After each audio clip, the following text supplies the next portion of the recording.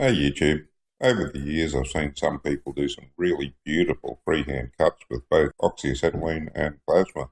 Unfortunately, I can't claim to be one of them. I need some sort of guide for just about anything I cut. Straight lines are fairly easy. I just pick up the nearest piece of straight metal and use that as a guide. But to cut the radius, it's rather hard to find something that's curved with the right diameter.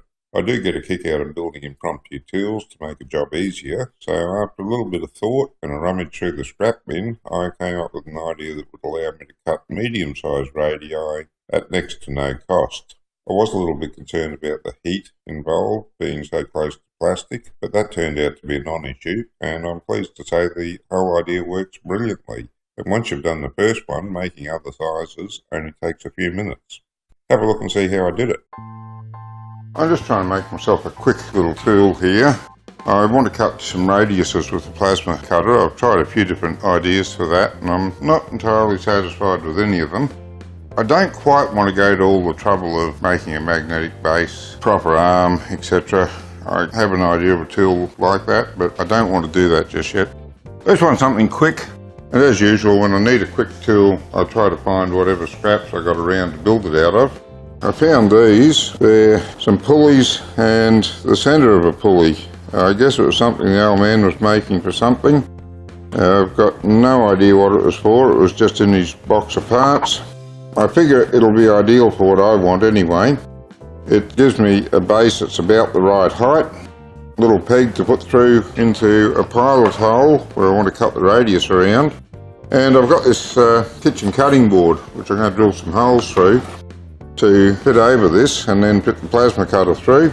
The plasma cutter nozzle will be well enough away from the plastic here so that it doesn't melt. I'm pretty convinced that it's all going to be good.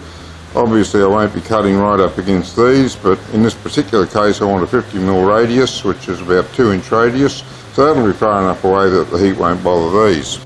Anyway, I'm just about to drill the holes in this. As you can probably hear, it's raining, so I won't be trying it out today because I do all my plasma cutting outside. But as soon as I do try it out, I'll take a video of it, and win, lose or draw, I'll post it up and you can see how it went. I'm just going to drill a couple of pilot holes here, the larger holes that I've got to put through. I don't know what size that drill is, I just grabbed one at random.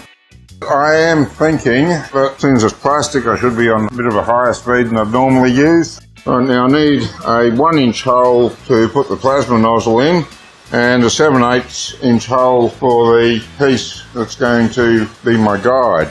So I'll just change the drill out and I'll get them in. Now I've got the 7/8 drill set up in there. Let's see how that works. Snug fit, very snug.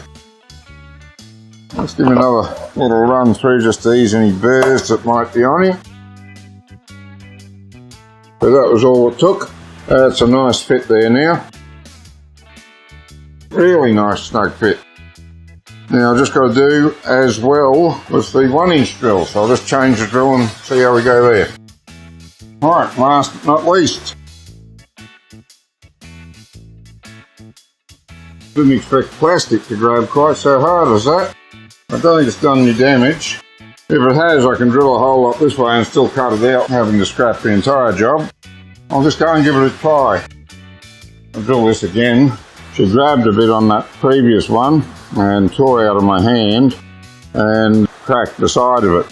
So I'm going to drill it up this way this time and clamp the job here so she can't move. This time I'm going to be adventurous and I'm going to do it without the benefit of a pilot hole.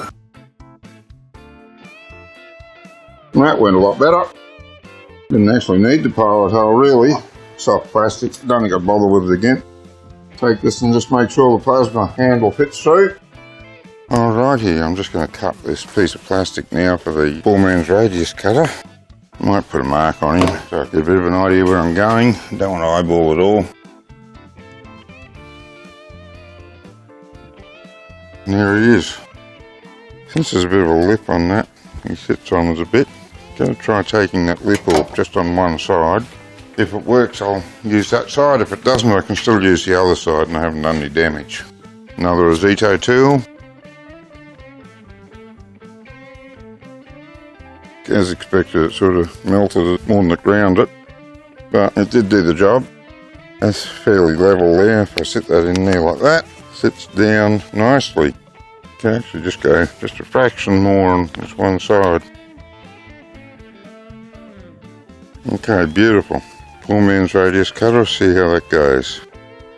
Okay, YouTube, this is an historic moment. Make sure that's not too hot there. It's a bit warm, but I don't think it's going to melt anything. Here is my poor man's radius cutter, and this one's made to cut at 50mm radius. So the idea is that none of this is going to be too hot and actually melt the plastic, and that I can just go around here like that and cut my radius. So let's give it a go and see how it actually works. Gun tilted a little bit. Should have had it more straight up and down. Try this again.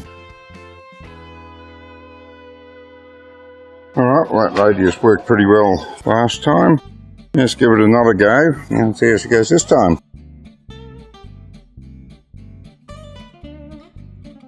Pretty good. Again, no melting on this, not even warm. Thanks for taking the time to watch this video.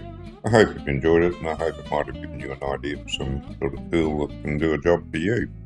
If you'd like to see more of my videos, you can visit my channel or browse to my website.